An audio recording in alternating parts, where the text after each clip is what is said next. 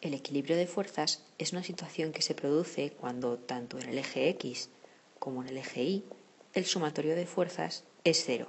Esto es, todas las fuerzas que aparecen se compensan por alguna otra. Esta fuerza se compensaría con otra u otras, esta fuerza con otra u otras, y una fuerza oblicua a los ejes debería compensarse con fuerzas aquí y aquí, dado que esta tendría que descomponerse en el eje X y en el eje Y. Lo primero que tenemos que tener en cuenta es que las fuerzas son aditivas, esto es, todas las fuerzas que estén en el mismo eje pueden sumarse o restarse entre sí en función del sentido que lleven. Estas dos fuerzas, por ejemplo, podrían sumarse y estas dos fuerzas pueden restarse. Fuerzas que estén en ejes distintos deben descomponerse y sumarse por ejes. Eso es muy importante.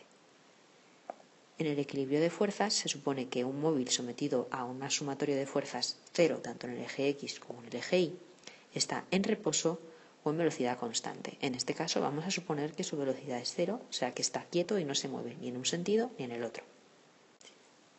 En este tipo de ejercicios es muy habitual que utilicemos la tensión que acabamos de ver en otro vídeo. Los típicos ejercicios de tensión pueden ser, por ejemplo, los siguientes.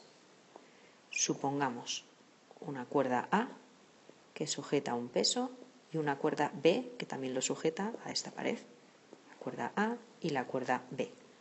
Si tratamos de ver, este peso, esta móvil tiene una masa, este objeto tiene una masa, y si empezamos, lo primero que tendríamos que hacer es ver qué fuerzas actúan sobre esta masa, sobre este punto. En primer lugar, actuará el peso.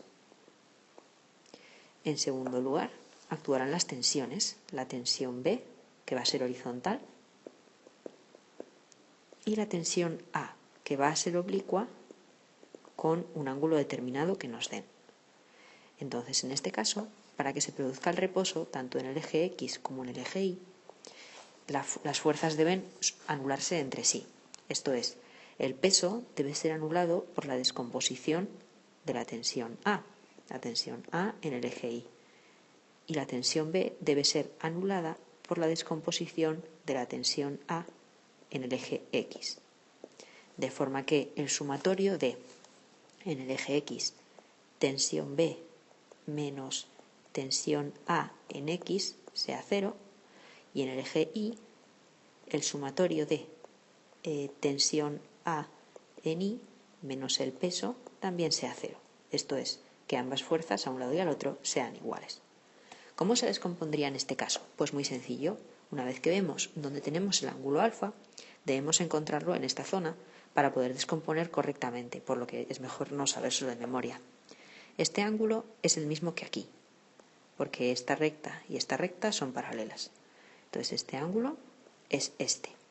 Por lo tanto, la tensión de A descompuesta sobre el eje Y es si nos fijamos, este es el ángulo, por lo tanto este es el cateto contiguo, de forma que es la tensión en A por el coseno del ángulo, mientras que en el eje X sería el cateto opuesto que está aquí y es lo mismo que decir aquí, por lo tanto la tensión en A por el seno del ángulo. Por eso digo que es mejor no sabérselo de memoria, sino estudiar el triangulito en cada caso.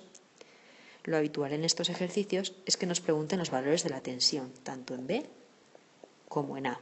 Y debemos tener mucho cuidado de dar el valor de A y no el valor de A multiplicado por el seno o el coseno, pensando que estamos dando el correcto cuando estamos dando el descompuesto.